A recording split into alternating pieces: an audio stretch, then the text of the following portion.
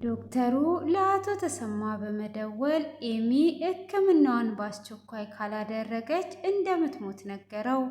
አቶ ተሰማም እጅግ በመደንገጥ ወደ እነ ኤሚ ቤት ሄዶ ይገኛል። ሰንበቶም የዛን ቀን የተቀበረውን ሰውዬ አቶ ሰንበቶ ይሆናል የገደለው በማለት ኑሃሚ ለዳግም ይነግረዋል። ዳግምም እጅግ በመደንገጥ ጭራሽ አባቴ በሕይወት ተረፈልኝ ብዬ በመደሰቴ አሁን ደግሞ አባት ገዳይ ነው ትለኛለህ ወይ ብሎ ሲለውም የዛን ቀን ያለውን ነገር የሚነግር አባት ብቻ ነው፣ ስለዚህ አባትን ጠይቀው እያለው ይገኛል። ወይዘሮ ዝናሽም እንዴት ነው ይሄ ነገር ከጠላቴ የተገኘው? ልጄ የጠላቴን ደም ልትወስድ ነው እንዴ? በማለትም እጅግ ብትደነግጥም ሆኖም ለልጄ ብዬ የማልሆነው ነገር የለም በማለት እንግዲህ እጅግ ግራ ብትጋባም ጌታ ሆይ ምን አጥፍቼ ነው እየፈተንከኝ ያለኸው እያለች ነው። ሀምላልም እንግዲህ ኑሃሚንን ባሌን ተይልኝና ነው የምሰጠው እያለች እንግዲህ በዚህ እየተደራደረቻት ትገኛለች። ሆኖም እንግዲህ ኤሚ ቶሎ ሕክምናዋን ካላደረገች ልትሞት ስለሆነ ምን እንደሚፈጠር የምነግራችሁ ይሆናል። ሰላም ሰላም! ውድ የተወደዳችሁና የተከበራችሁ የማራኪ ቤተሰቦች ሰላማችሁ ባላችሁበት ዓለም ዳርቻ በጥፍ ብዝት ይበልላችሁ እያልኩኝ ቀጣዩን ክፍል ይዤላችሁ ቀርብ ያለው እስከ መጨረሻ እንድትከታተሉኝ ስል በአክብሮት እየጋበዝኳችሁ ሰላም የምትከታተሉም ከልብ እያመሰገንኩኝ በባለፈው ክፍል ትንሽ ላስታውሳችሁ። ኤርሚያስም ሀምላል ጋር መሄድ አሁን ጻድቅ እንስራ እስቲ፣ ይሄ ሁሉ በደል በድለሻቸዋል። ኤሚ እጅግ ታማ ነው ያለችው። ስለዚህ የአንቺ ደም ለሷ ተመሳሳይ ስለሆነ ያስፈልጋታል። ያኔ እንዴት እንዳዳንኩሽ ታውቂያለሽ አይደል ወይ? በማለት እንግዲህ ሀምላልን ጠይቋት። አምላንም እሷ እውነት ከኔ ትወስዳለች ወይ? ከኔ አትወስድም፣ ግን እሞክራለሁ ብለውም ነበረ። ሆኖም እንግዲህ ኑሃሚንም ሁሉንም ነገር ከሰማችው በኋላ ነበረ ክፍሉ የተጠናቀቀው። ሆኖም ለኑሃም ስትነግረው በፍጹም ይሄ ነገር አይሆንም፣ እንዴት ነው ከሷ የምትወስደው? እሷ እኛን ልታጠፋ ያለችው ብሎ ይናገራል ማለት ነው። ሆኖም እንግዲህ በባለፈው ክፍል ላይ ኤሚ ጽንሱን እንደምታወርድ ተስማምታ ነበረ። ስለዚህ አሁን ምንም ነገር ጊዜ ሳናባክን ይህንን ነገር ማድረግ አለብን ብላ ለኑሃሚ ስትነግረው በፍጹም ይሄ አይሆንም ብሎ ይላታል። ከሌላ ሰው ፈልጌ አመጣለሁ እንጂ ይህንን ሕክምና አታደርግም ቢላትም እሷም እንዴት ነው እንደዚህ የምትለው? አሁን በዚህን ሰዓት የእሷን ነፍስ ለማትረፍ እንጂ ጠላትና ወዳጅን መምረጫ ሰዓት ነው ወይ ብላ ትለዋለች። እሱም ቢሆንም እኔ አልፈልግም፣ ይህንን ኤሚም ሆነች ማንም ሰው እንዳሰማ እኔ ፈልጌ አገኛለሁ በማለት እንግዲህ ይነግራታል ማለት ነው። ሆኖም እሷ አሁን ላይ የሄሚን ህይወት ለማትረፍ እንጂ ሰዎችን ምርጫ ላይ ስላልነበረች ይህንንም ለኤሚ ትነግራታለች። ኤሚም እጅግ ጨንቋት ተቀምጣ ነበረ። ለምንድን ነው እዚሁ ቤት ውስጥ የምትቀመጪው? በረንዳ ላይ ብትቀመጪ ኖሮ አየሩን ደስ ይላል ብላ ትላታለች። ምንም ደስ የሚልና የሚቀየር ነገር እኔ ጋር የለም ብላ ስትላትም ለምን የሚቀየር ነገር የለም? ትናንት እኮ ዛሬ አይደለም። መጀመሪያ አንቺም ጽንሱን አለማውረድ እምቢ ብለሽ ነበረ፣ ዛሬ ግን እሺ ብለሽ ዛሬ ሌላ ቀን ነው ብላ ትላታለች። እሷም እውነትም ችክ ብዬ ነበረ፣ ሆኖም ግን በመጨረሻ ተስማምቻለሁ። አንቺ ብትሆኝ ግን በእኔ ቦታ ምን ታደርጊ ነበረ ብላ ትላታለች። ይህንን ነፍሴን ለማትረፍና ለምወዳቸው ሰዎች ስል ለመኖር እኔም አደርገዋለሁ ትላለች። ለሰዎች ብለሽ የገዛ ልጅሽን ትገያለሽ ማለት ነው ለሰው ደስታ ብለሽ ስትላትም እሷም እንግዲህ አዎ ትላታለች። በዛው የተነሳ እጅግም እያዘነች ከዛም በኋላ አሁን አልተገኘም አይደል እንዴ ብላ ስትላትም አይ ተገኝቷል ብላ ትላታለች። ከማን ነው የተገኘው ስትላትም እንግዲህ ከሀምላን እንደተገኘ ስትነግራት በፍጹም ይሄንን ነገር አልቀበልም፣ እንዴት ነው ይሄ ነገር የሚሆነው? በፍጹም ይሄ ነገር መሆን የለበትም ብላ ትላታለች። እሷም እንዴት ነው የሚሆነው ብላ ስትላት አሁን ላይ ሰው ትመርጫለሽ ወይ? የልብስ ጉዳይ እኮ ነው ብላ ስትልም አይ እንደዛ ማለት ሳይሆን በፍጹም ከጠላቴማ አልወስድም ብላ ትላታለች። ይሄንን ኑሃሚን እንዳሰሚ ነግሮኝ ነበረ። ሆኖም ግን መስማትና ማወቅ ስላለብሽ ነው ብሎ ትላታለች። እሷም እጅግም እየተናደደች እንግዲህ ወይዘሮ ዝናሽን ለመጠየቅ ወደ እስር ቤት ይሄዳሉ። እንግዲህ ወይዘሮ ዝናሽንም ስታይ እማዬ መቼ ነው የምትመጡት? በዚህ በጨለማ ውስጥ እስከ መቼ ድረስ ነው የምትቀመጡት? ብላ ትላታለች። ልጄ ምንም ነገር አታስቢ እንመጣለን ብላ ትላለች። እኔ የሚያስጨንቀኝ ያንቺ ነገር ነው ብላ ስትላትም በዛውም እንግዲህ ኑሃሚን አሁን እሷም ጽንሱን ማውረዱን እንደተስማማች ከነገረቻትም በኋላ እንግዲህ ደሙም እንደተገኘ ትነግራታለች። እሱም እስከማ ተገኘ ብላ ስትላትም ከአምላክ ነው የተገኘው ስትል እንግዲህ ከጠላታችን ነው የተገኘው፣ በፍጹም አልቀበልም አልሆንም ብላ ትላታለች። እሷም ደግሞ ልጄ ለምንድን ነው እንደዚህ የምትዩ? ነፍስሽን ለማትረፍ ሁሉንም ነገር እናደርጋለን ብላ ስትላትም እንዴት ነው አንቺ እሷ የተነሳ አይደል ወይ እዚህ ጨለማ ውስጥ በአንድ ክፍል ውስጥ ተቀምጠሽ ያለሽው? በእሷ የተነሳ ነው። በፍጹም እኔ ይሄንን ነገር አላደርግም ብላ ስትላት ይሄ እኔ እዚህ ጨለማ ውስጥ የሆንኩበት በራሴ ጥፋት እንጂ በእሷ ጥፋት የሆነ ነገር የለም፣ እሷ ምንም ያደረገች ነገር የለም ብላ ትላታለች። ኤሚም እንግዲህ እጅግ በመናደድ አንቺም እንደዚህ ያልሽኝ ወይ እማዬ በማለት እንግዲህ ጥላት ትሄዳለች ማለት ነው። በዛ እየተነሳ እንግዲህ ጥላም ብትሄድም በዛ ተስማማና ጥላት ትሄዳለች። ሆኖም እነ ኤሚ ወደ ቤት መጥተው ነበረ። ገነትም እንግዲህ ወይዘሮ ዝናሽን ለመጠየቅ ምግብ ይዟ መጥታ ነበረ። ወይዘሮ ዝናሽም በጣም ነው የማመሰግንሽ፣ ሳሰለች እየተመላለሽ እየጠየቅሽኝ ነው ብላ ስትላት ምስጋና ምንም ነገር አያስፈልግም፣ እኔ የበኩሌን ነው እያደረግኩ ያለሁት ብላ ትላለች። እሷም እንደዛ በምትላት ሰዓት እንግዲህ ይሄ አሁን ይዤልሽ የመጣሁት ምሳ ነው። ምሳም ቁርስም እራትም ይዤልሽ ልመጣ እችላለሁ። የምግብ ፍላጎትሽን ሁሉንም ንገሪኝና ሳልሰለች እየሰራው ይዤልሽ እመጣለሁ ብላ ትላታለች። እሷም እንደዛ በምትላት ሰዓት እሺ በቃ እንደዛ ከሆነ ምንም አይነት ችግር የለውም በማለትም እንግዲህ ከተስማማች በኋላ ኧረ በፍጹም እኮ እዚህ እኮ ምግብ አንድ ላይ ነው ቀይጠን የምንበላው ለየብቻ እኮ አይደለም የምንበላው ብላ ስትላትም እንዴ እኔ እኮ አሁን ዶሮ ወጥ ነው ሰርቼልሽ የመጣሁት ከማንም ሽሮ ጋር አንድ ላይ ቀይጠሽ ነው እንዴ የምትበዩ ስትላት አዎ እዚህ እንደዛ ነው በማለት ትነግራታለች።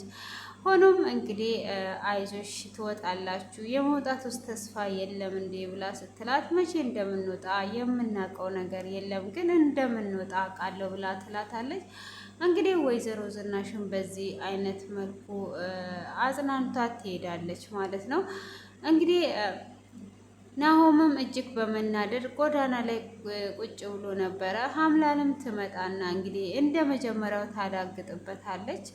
እንግዲህ የኤሚ ነፍስ የማድነው እኔ ነኝ እያለችውም ትገኛለች ማለት ነው። እንግዲህ ዳግምም ደግሞ ወይዘሮ ዝናሽን ለመጠየቅ ወደ እስር ቤት መጥቶ ነበረ።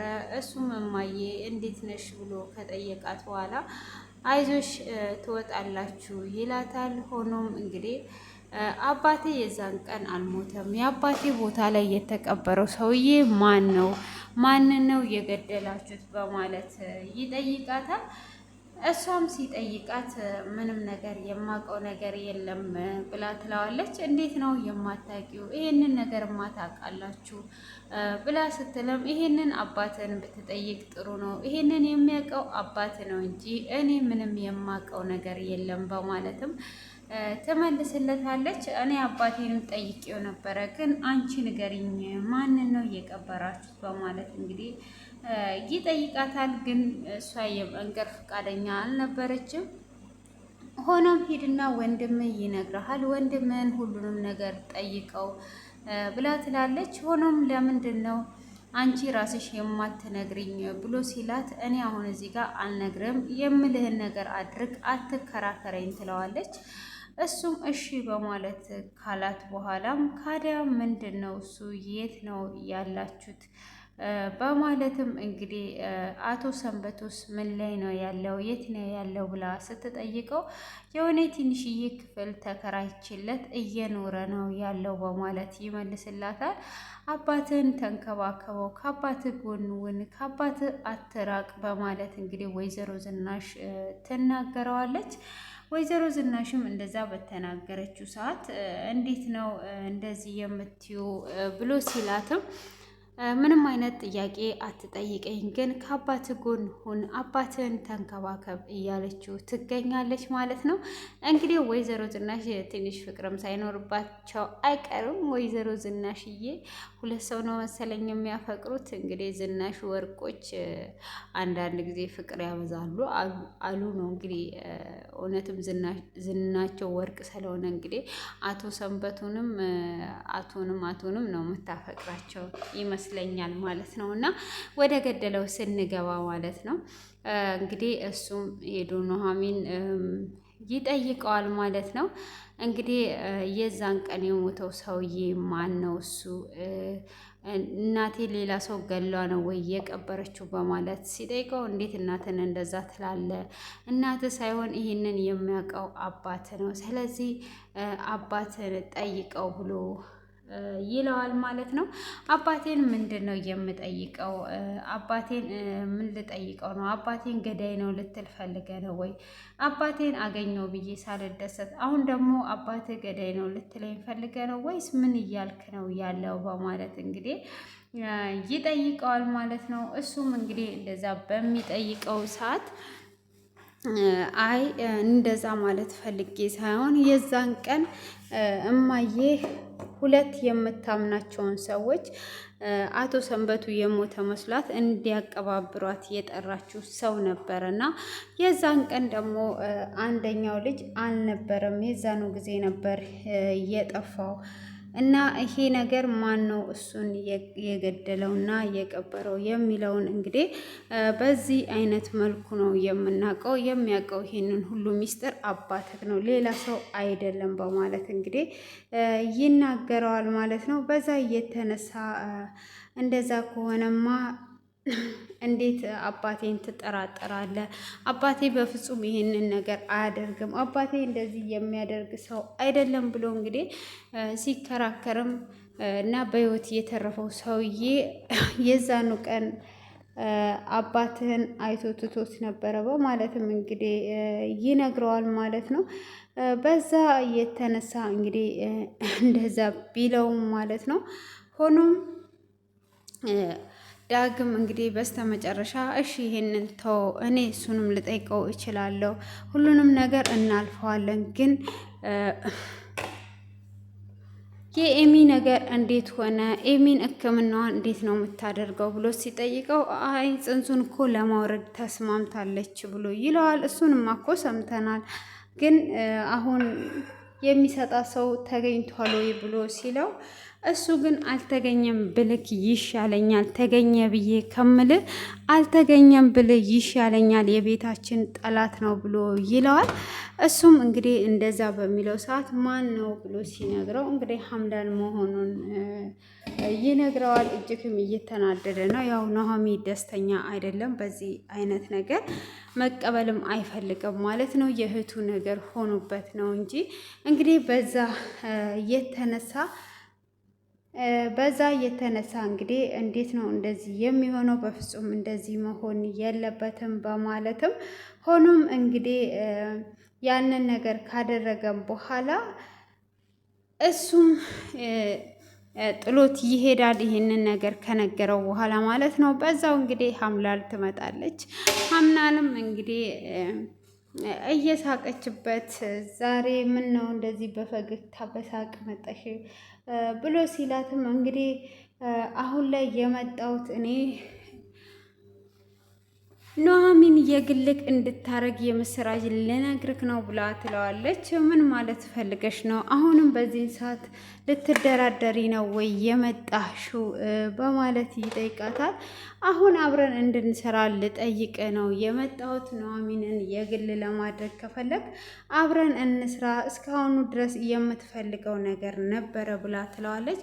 እሱም በፍጹም ይሄንን ነገር ላደርግ አልችልም ብሎ ሲላት አንተ እሷ የራስ እንድትሆን እየፈለግክ አልነበር ወይ? ስለዚህ እኔ ደግሞ የምፈልገው ማጣት ምን ያህል ሰውን እንደሚጎዳ ኑሐሚ እንደሚያይ ስለምፈልግ ኑሐሚንን ያንተ እንድትሆን እፈልጋለሁ። ስለዚህ አሁን በዚህ አይነት አብረን እንስራ ትለዋለች። እሱም በፍጹም በዚህ አይነት ነገር አልስማማም ቢላትም እሷ ግን ይሄንን ነገር ለማድረግ ፈልጋለች ማለት ነው። ሆኖም በዛው አይነት መልኩ ተለያይተው እያለ እሱም ኑሐሚንን መንገድ ላይ ያገኛታል። እሱም ነይ ልሸኝሽ፣ በእግርሽ ከምትሄጂ በመኪና ነይ ልሸኝሽ ሲላት በፍጹም ካንተ ጋር አልሄድም፣ በእግሬ ነው መሄድ የምፈልገው ብላ ትለዋለች። እሱም ነይ ምንም ነገር ችግር የለውም በእግርሽ ከምትሄጂ ብሎ ሲላት አይ በእግሬ ነው መሄድ የምፈልገው ብላ በስተመጨረሻም እንግዲህ መኪና ውስጥ ትገባለታለች። መኪና ውስጥም ከገባች በኋላ እንግዲህ ስለ ኤሚ ያለውን ነገር ያወራሉ። ከዛን እንግዲህ የምትለግሰውም ደግሞ ኑሐሚን መሆኗን አምላል መሆኗን ትነግረዋለች። ስትነግረውም አሁንም ቤተሰቦቻችን ውስጥ ህይወታችንን ልትበጠበት ተመልሶ አመጣችሁ በማለት እንግዲህ እያወሩ እያለ ከዛን እንግዲህ አሁን የኤሚን ህይወት የማትረፍ ጊዜ ነው ብላ ስትለው አሁን ለምሳሌ ሀምላል ኑሐሚን ተይልኝ ብትልሽ እንዴት ነው ብሎ ሲጠይቃት እንዴት እንደዛ ታወራለ? በማለት እንግዲህ በዚህ አይነት ነገር አልደራደርም፣ አሁን እንደዚህ በዚህ ጊዜ እንዲህ አይነት ነገር ትደራደራለ ብላ ትለዋለች። እሱንም እዛው መኪና ውስጥ ጥላው ትሄዳለች ማለት ነው። እሱም እቺን አጋጣሚ እንግዲህ ይጠቀምበታል ብዬ አስባለሁ። እንግዲህ ሀምናል እንደዚሁ በነፃ የምትሰጥ አይመስለኝም ማለት ነው። በዛ አይነት መልኩ እንግዲህ እያወሩ ነበረ። እሷም ትታው ከሄደች በኋላ ቤት እንደደረሰች እንግዲህ አቶ ተሰማም ይሄ ደሙ የተገኘው ሀምላል መሆኑን ለወይዘሮ ገነት ይነግራታል። ወይዘሮ ገነትም በፍጹም ይሄ ነገር መሆን የለበትም፣ እንዴት ነው ይሄ ነገር የሚሆነው? በፍጹም ስትልም እንግዲህ አሁን ላይ እኮ የነፍስ ማትረፍ ጉዳይ እንጂ ሰው የሚመረጥበት አይደለም ብሎ ይላል። እንግዲህ እነሱ ጠላት ነበረች እያሉ እንግዲህ ጠላትም ሆነች ወዳጅ ያው የማይቀር ነገር ነውና ወደ ገደለው ስንገባ ከዛን እንግዲህ ኑሐሚንን ታውቂያለሽ ወይ ስለዚህ ነገር ብሎ ሲላት አዎ አውቃለሁኝ ብላ ትላለች። እንግዲህ ምንም ማድረግ ስለማይቻል እሺ ተባብለው ይስማማሉ። ሆኖም እንግዲህ ኑሐሚንና ኤሚ አንድ ላይ ቁጭ ብለው ሳለ ኤሚም ለምን እናቴንም ብለሽ አሳመንሻት? አንቺ ምንድን ነው የምትፈልጊው? ምን እያደረግሽ ነው ያለሽው? እናቴንም እንደዚህ ያደርገሽ ያሳመንሻት ምን አድርገሻቸው ነው ብላ ትላለች። አንቺ ህይወትሽ እንዲተርፍ ነው ሌላ ነገር አይደለም ብላ ትላለች። እንግዲህ ኑሐሚን እጅግ ዋጋ እየከፈለች ነው፣ ሁሉም እሷ ላይ ነው የሚወርደው ማለት ነው። እሷ ግን የእሷን ህይወት ለማትረፍ ነው ጎንበስ ቀና እያለች የነበረው። ሆኖም እንግዲህ አንቺ ምን እያደረግሽ እንደሆነ አልገባኝም በማለት እየተቆጣች እያለ ኑሐሚን ይመጣል ማለት ነው። ሆኖም ኤሚም በፍጹም የሀምላልን ደም አልወስድም እያለች ለወንድሟ አስተናገር ለምን ነገርሻት ብሎ ሲጠይቃት እንኳን እሷ ለወይዘሮ ዝናሽም ነግሬያለሁ፣ ሁሉንም ነገር ማወቅ አለባቸው ብላ ትላለች። ይሄ የህይወት ነገር ነው በማለትም ስትል አንቺ እዚህ ነገር ውስጥ ሁሉ ማን ነው የሾመሽ? ዞር በይና ውጪ ከዚህ ነገር ውስጥ ብሎ ይላታል።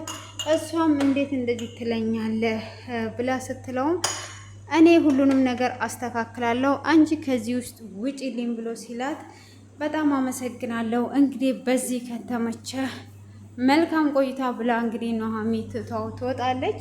እሷም ትታቸው እንደወጣች ቁጭ ብለው እያሉ አቶ ተሰማ ይመጣል ማለት ነው። አቶ ተሰማም እንግዲህ ሲመጣ እጅግ በጣም አዝኖና ከፍቶት ነበረ የመጣው። ኤሚም እንግዲህ አቶ ተሰማን ስታይ ምን ሆነ ነው ፊት ደስተኛ አይደለም ብላ ስትጠይቀው አቶ ተሰማም እንግዲህ አሁኑኑ በአስቸኳይ ሕክምናውን ካላደረግሽ እንደምትሞቺ ዶክተሩ ደውሎ ነግሮኝ ነው ብሎ ይላታል።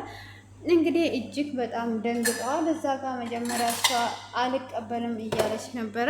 ሀምላንም እንግዲህ እንደዚህ አይነት ነገር ከተባለ የምትቀበላቸው አይመስለኝም።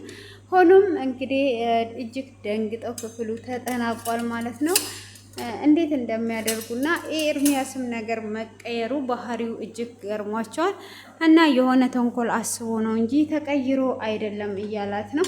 ሆኖም አረ እናንተ እንደምታስበው አይደለም ተቀይሯል እያለችው ነው። ይህንን ይመስላል ማለት ነው። ውድ ቤተሰቦቼ ለዛሬ ያዘጋጀውላችሁ ቀናችሁ ያማረ የተዋበ ደስ የሚል ቀን ይሁንላችሁ። እግዚአብሔር አምላክ በያለንበት ዓለም ዳርቻ ይጠብቀን። እንግዲህ አሁን ባለንበት ዘመን እጅግ አስፈራኝ ነገር ውስጥ ብንሆን እግዚአብሔር ደግሞ በድል እንደሚያሻግረን አምናለሁ። እግዚአብሔር አምላክ ሁላችንም ይጠብቀን፣ ከክፉ ነገር ሁሉ ይሰውረን። ይህንንም ወጀብ እንግዲህ እግዚአብሔር በቃ ይበለን ማለት ነው። ሁላችንም እንጸልይ። ቀናችሁ ያማረና የተዋበ ደስ የሚል ቀን እግዚአብሔርን እያመሰገናችሁ ከፍርሃት መንፈስ እየወጣችሁ